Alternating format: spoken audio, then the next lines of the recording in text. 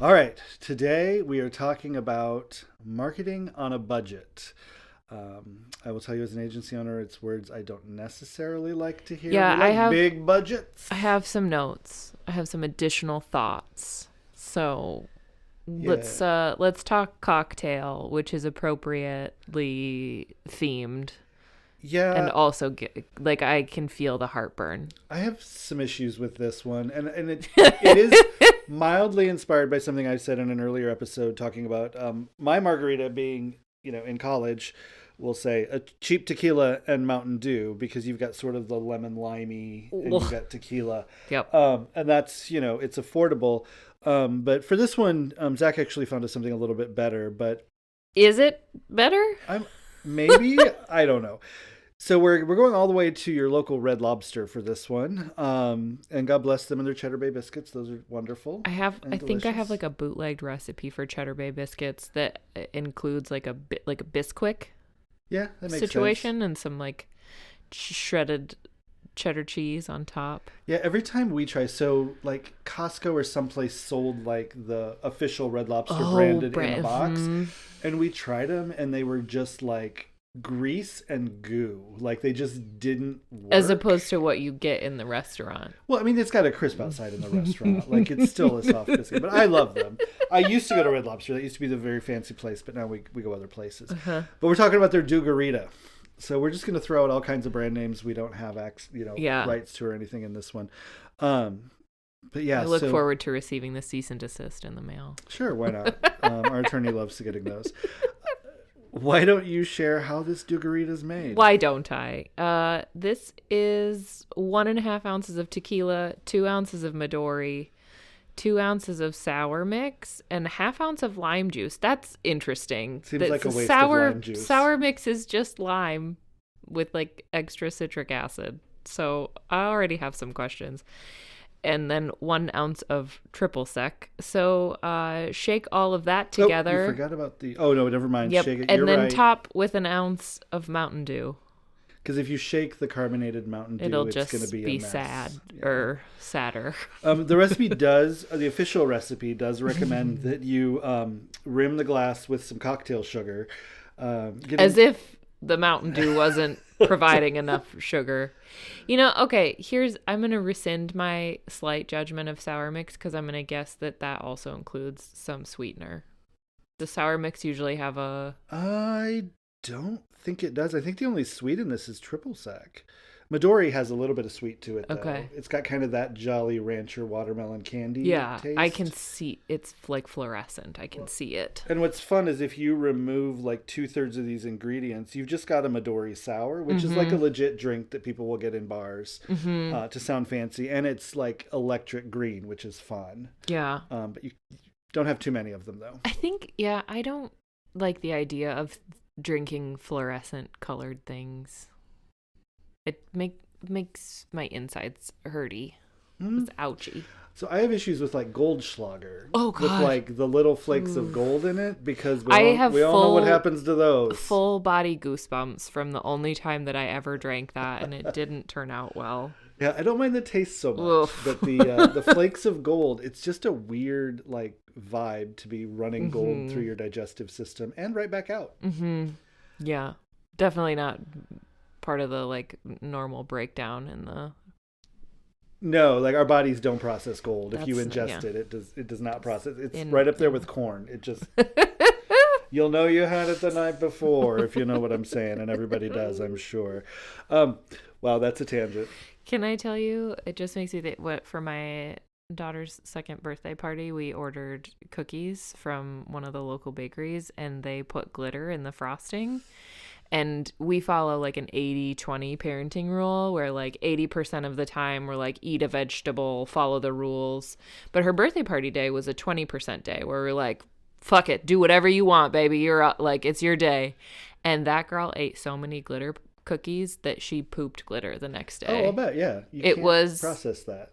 hilarious and also like a normal parenting thing to be like, wow, come look at this. Like, you know what's going to happen? She's going to be like in her 50s and get a colonoscopy, and they're going to find glitter up in there. It's very sparkly. Yeah. Yeah. It's like, oh, it's shiny up in here. Sticks with you. Glitter, the herpes of the craft world. Yep. Once you've got it, it never it's goes away. It's microplastic. Stop using glitter. Yeah. Poisoning our waterways. Oh, it's just like the number of times you find glitter afterwards, which I'm sure you were after those cookies, just glitter was everywhere. Yep. Yeah, yep. I had a diet once that was, well, it was supposed to be a lifestyle of eating that was kind of the 80-20 rule. It was for all of your meals except one day a week. It was a cheat day kind of concept, but you were really strict the other days. But it wasn't like a no carb thing. It was a low carb thing, slow carb thing. So like beans were good, quinoa was good, rice is bad, cookies are bad, that kind of thing. But on your cheat day, you could have whatever you wanted to. And they actually, the example they give is like, you can eat a whole chocolate cake if you want to. God, but like, well, the idea bad. Also is, if you do that, you're not really going to want to ever do that again. Like I had super nachos from like a little Mexican tienda, like taco stand, and they were probably 3,000 calories. And I had those on Saturday. I didn't eat on Sunday at all. I didn't eat until Monday noon because I was just so like bloated and full. Yeah. And then I didn't want them again. So it worked. Yeah. All right. Those were also cheap and good on a budget. So... Segue coming up. Things I wouldn't do. All right, so I feel like maybe it's time for a little dance break, and then we'll get into this and help people market on a budget. I think so.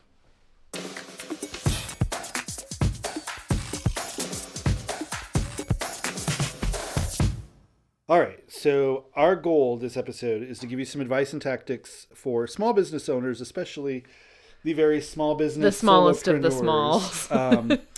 When you think like, gosh, I'd love to hire an agency, but then you talk to them about the budget you would need, and you're like, even if it's not a lot, like $2,000 a month, which isn't a huge budget, sometimes that's just not manageable. And so there's some things you can do to be cost effective and implement easily. And I know, Caitlin, you own a small business as well. The smallest of the small, yes. Solopreneur photography studio.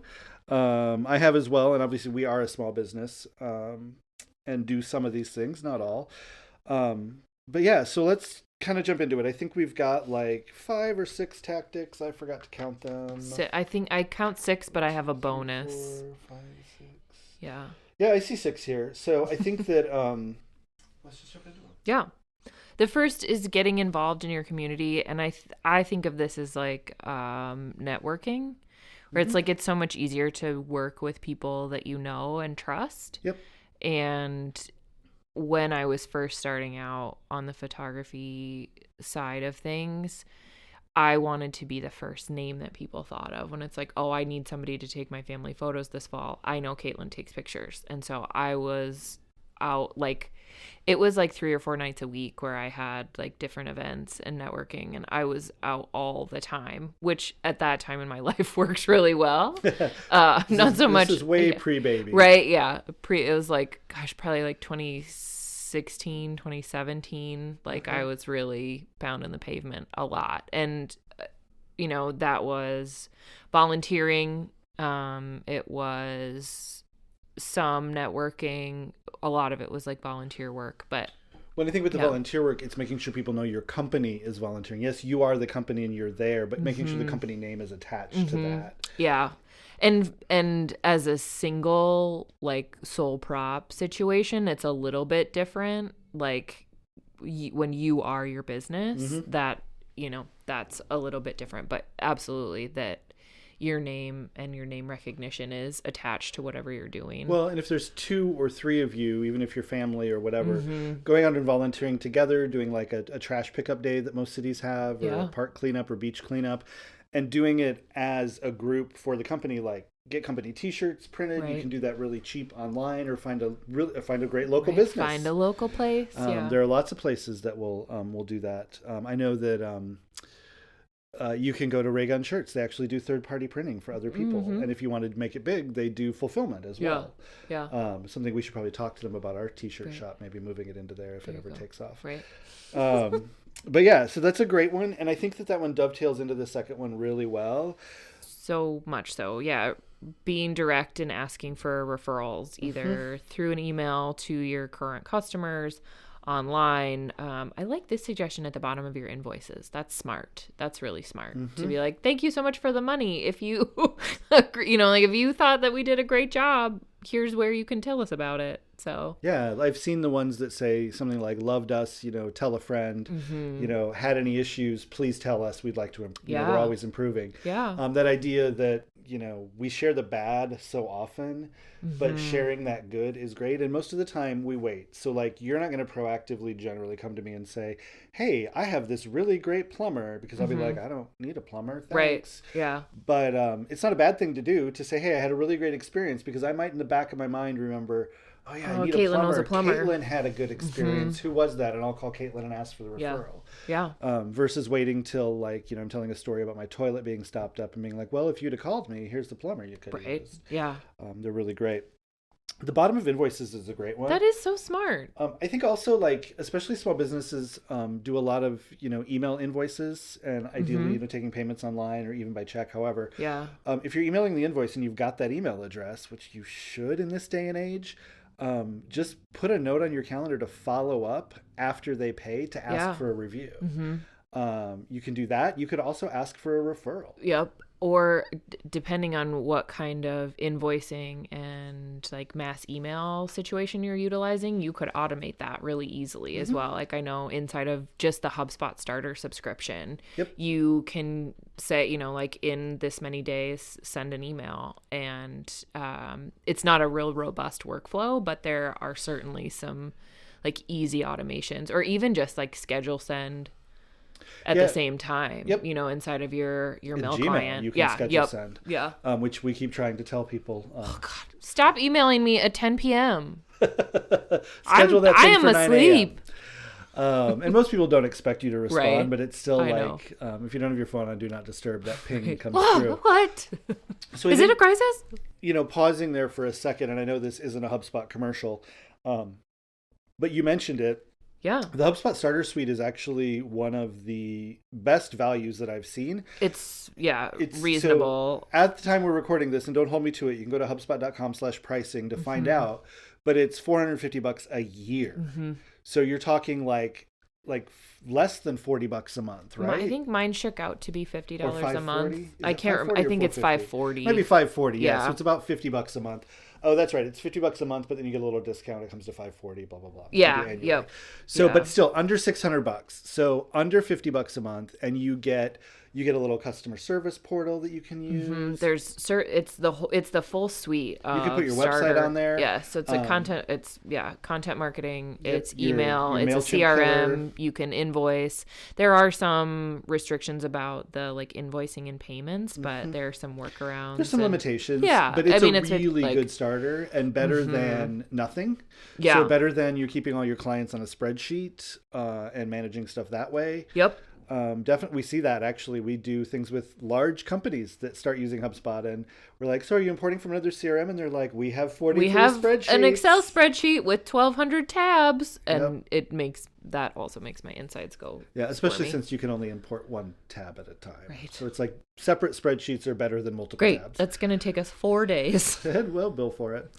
But it's a really good deal. And like, to Caitlin's point, it does include like your web hosting. You can put your website in there. I think you can go up to 50 pages now for a website, if I remember right. The details are all there, HubSpot.com/pricing. But again, this isn't a commercial for them. They're not sponsoring this. But this is a bonus plug or a bonus tip. Yeah, and I mean, if you're paying $20 a month for something like MailChimp, looking at like just jumping that up for a little bit more per month with HubSpot is great. I'm actually trying to get my mom on there for her art business, and she's open. Yeah. We just haven't connected. I haven't been up as much, so we haven't connected to actually make it happen. Yeah. She likes to sit down in person to pull all that together. That tracks. It's great, and I love seeing her, so I just haven't been up there that much. So I think that that's the biggest thing. And I think that to Caitlin's point, you want to make it easy for yourself to ask for that referral, but also make it really easy for them. Yeah. And so, getting them on your newsletter, asking them to forward it to a friend, all of those things are super, super easy and technically free. You just have to swallow your pride. That's where I struggle, where I'm like, I'm just a garbage person. Nobody ever wants to work with me ever again. Okay, I'll be over here. Bye. Well, and early on, especially with something creative like photography, I know from experience, imposter syndrome It's is big and strong. so big. Even after like 12 years, I'm like, maybe I don't need to do that anymore. How long did it take you to call yourself a photographer? Like actually take that capital P photographer title. Yeah. Probably 5 or 6 years. Yeah, it's crazy, charging isn't it? people money. Yeah, you're taking pictures. People love them. You're charging them money. Yeah, they come back. Multiple people come back every year, or multiple times a year. You shoot as they grow up. Yeah.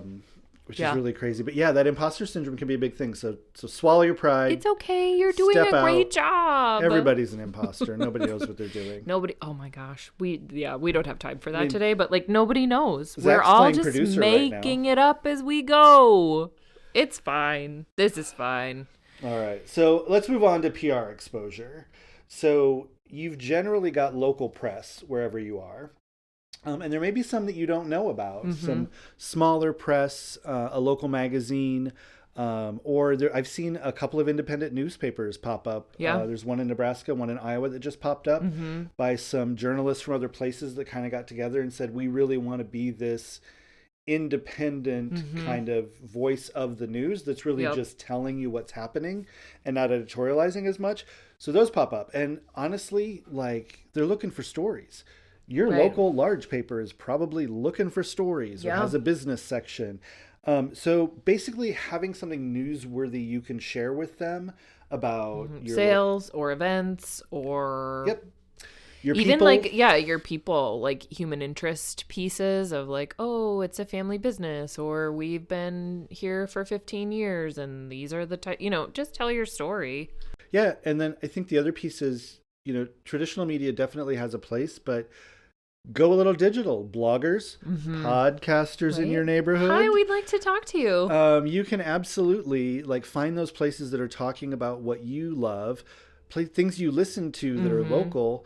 I mean, I know that's how Zach works out some guest appearances here and for guest appearances for us. Yep. Looking for those local podcasts. And he just reaches out because Zach's fearless and loves talking to people and says, hey, we've got a podcast. You can listen to it here. Gives them a couple of our maybe non-E-rated podcasts. They're getting harder and harder to come by. Yeah. And then, they listen. They're like, hey, I like your vibe. Yeah, I'd love to be on yours if we're on, and you can be on mine. And it's that nice kind of flip yin and yang kind of thing, and promoting those things through your social media as well. Same thing with bloggers. I guarantee you, whatever industry you're in, you've got a local blogger who's writing about it, or somebody at least in the state or region level who needs an idea and would love for you to give them 50% of their next post. Yeah. Absolutely, 100%. Absolutely. This kind of goes back to asking for referrals. Like the folks that are willing to write a nice review or offer a referral, turn them into a brand advocate, where if somebody likes your product or service, they would maybe be willing to share that with other people. So something to consider. And one thing that I love, we're going to go back to HubSpot because we use it so much, is one of their life cycle stages is evangelist. Oh, yeah. And so after customer, you can become an evangelist. It's sort of assumed you're also a customer, but you don't have to be. Yeah.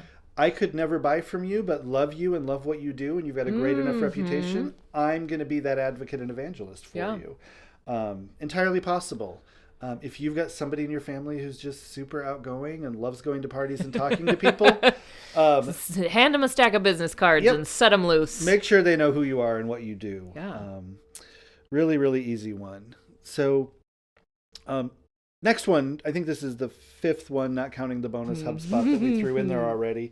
I love this one. So PPC advertising campaign. So pay-per-click, also known as Google Ads, Google search ads. Doing SEO, which is search engine optimization for organic search on your own. I'm pretty sure we had an episode on that we two. did. We talked about that. A couple of them. I think we've talked about the good and the bad. I remember a black hat conversation happening. Yes. it takes time and it takes expertise, and you can learn it and whatnot. But the easiest way to get on that number one page of Google search results is to buy it. You just buy that ad at the top of the page. Sometimes those cost you as little as like 5 or 6 cents a click. Sometimes they can be in the dollars or tens of dollars. Yeah. I've seen some industries go up to like $50, $60, but those tend to be things that are high ticket, like plastic surgeons or vehicles, those types of things, and where there's a lot of competition. You might not have anybody bidding for your keywords. Yeah. So Google has a really great set of resources that you can learn how to do your own pay-per-click really fast. They've got their own little training platform.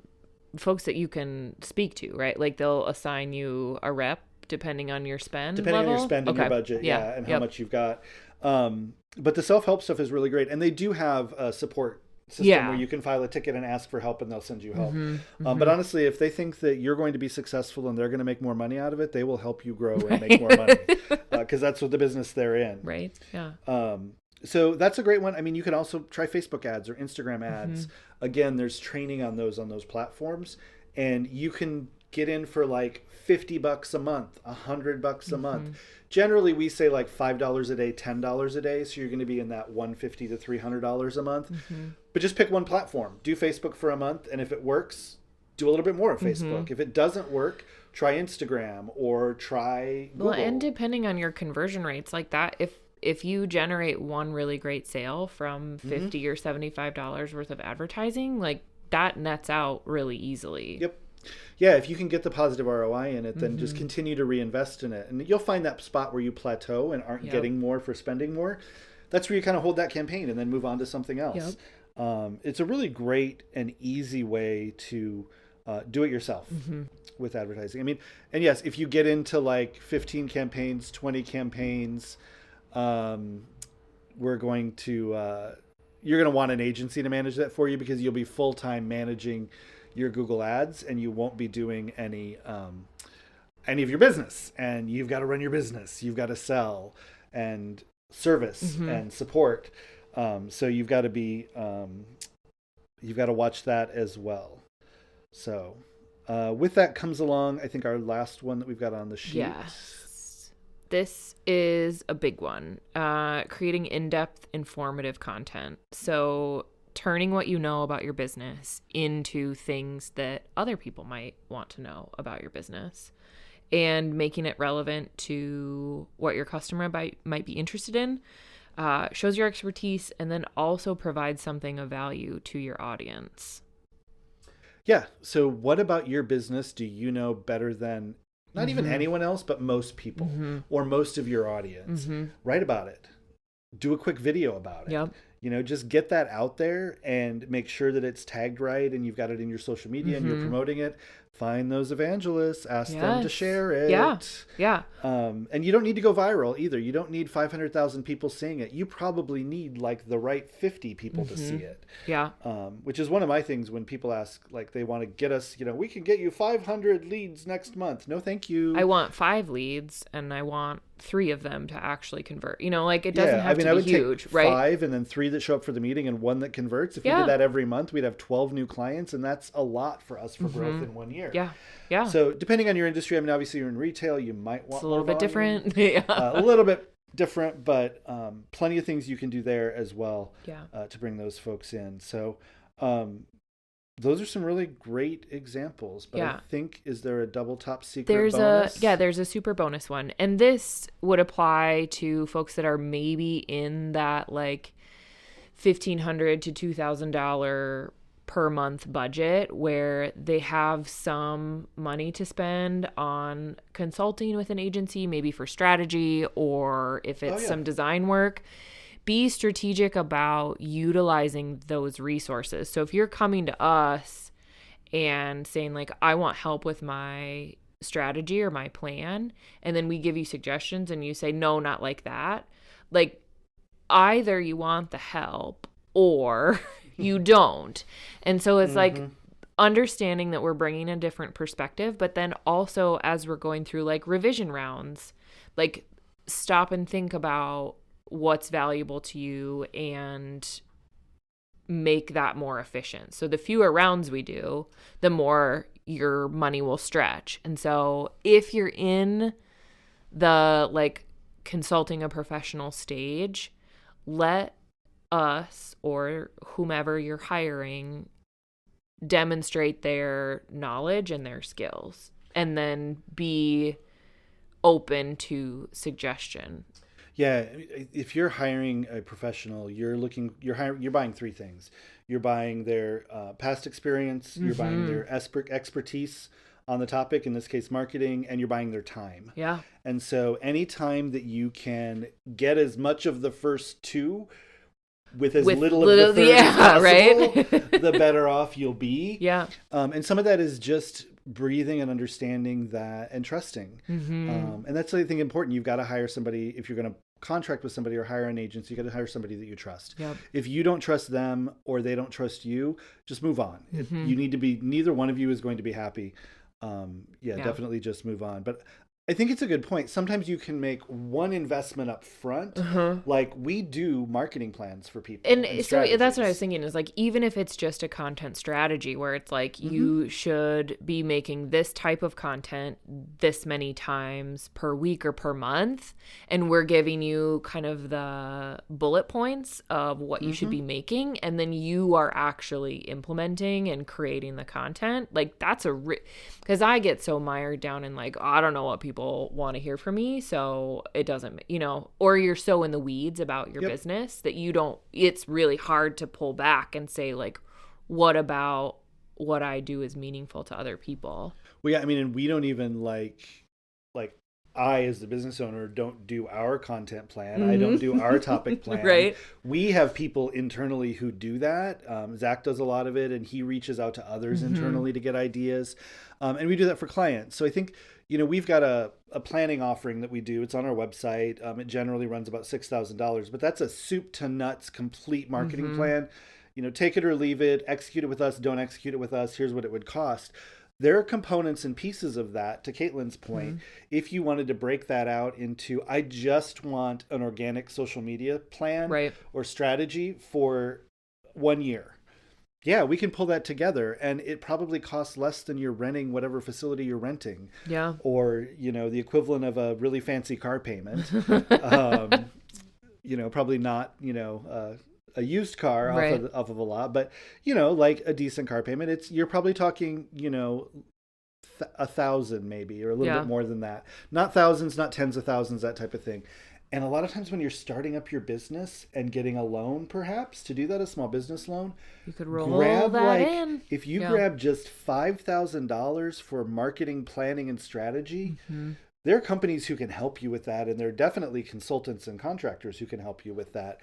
And having that plan, just like Caitlin said, I don't have to think about, what am I going to post this week? What am I going to put on my blog this week? You go to the plan, you look at the list, you pull that up. There's probably sources there. Bam, bam, bam, your stuff is out. And in an ideal world, you could even schedule all of your social media like a month in advance. And then just jump in when you've got an event or a cool photo or something like that, and throw it out there.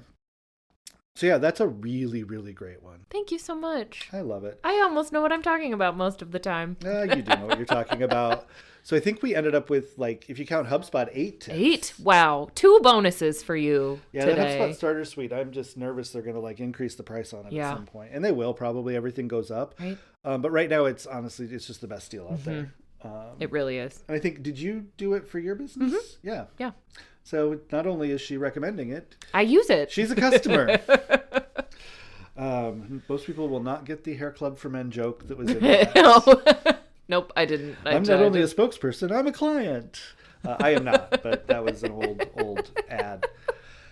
All right, I think maybe that's enough, and we should bow out gracefully. Hey, thanks for being here. Absolutely. Bye-bye. That's it for another episode of Cocktails, Tangents, and Answers. We hope it was as much fun to listen to as it was to make. You can find me on Twitter or Instagram at RichMackey. I try not to make it too difficult. It's just my name. And you can find our agency at Antidote_71. That's ANTIDOTE_71 on Twitter and Instagram as well. And you can find me at home sipping a craft cocktail prepared by my in-home bartender. It's my husband. We'll be back with another episode every other week and a whole new cocktail recipe, plenty more tangents, and of course, answers to those pressing marketing questions. And if you'd like to send us a question, you can go to ctapodcast.live to send us an email. Or you can call our hotline at 402-718-9971 and leave us a voicemail. Your questions might be used for future episodes of the podcast. For now, like and subscribe and tune in next time.